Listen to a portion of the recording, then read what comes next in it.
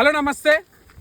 BRS party దుర్మార్గాలు రోజు రోజుకి ఒకటొకటి బయటపడుతున్నాయి.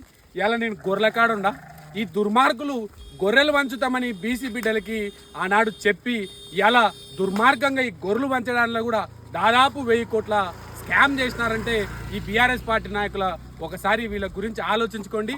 మళ్ళా బయటకేమో నేను బీసీల తరఫున పోరాడతాం, బీసీలకు న్యాయం చేస్తామని చెప్తారు. కానీ ఈ బీసీలకు ఇచ్చే గొర్రెల్లో కూడా దాదాపు 1000 కోట్ల స్కామ్ చేసినారంటే వీళ్ళు ఎంత దళితులు.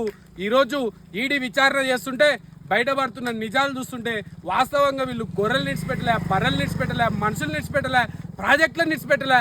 ఇట్లా స్కామ్ పార్టీగా ఈ బీఆర్ఎస్ పార్టీ నాయకులు ఈరోజు ఇంత తీవ్ర అన్యాయం చేసినారు. పాపం ఈ మూగజీవాలకు ఏం తెలుసు?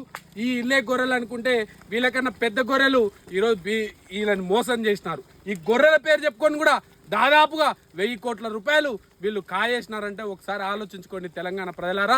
10 సంవత్సరాల బీఆర్ఎస్ పార్టీ పాలన తెలంగాణ రాష్ట్రాన్ని సర్వం దోచేసి పాపం ఇట్లా మూగజీవాలని అదేవిధంగా అన్నిట్లోనూ కూడా వీళ్ళ దోపిడీ ఎక్కువైందనే విషయం కూడా నేను మీకు తెలియజేస్తూ జై హింద్, జై తెలంగాణ.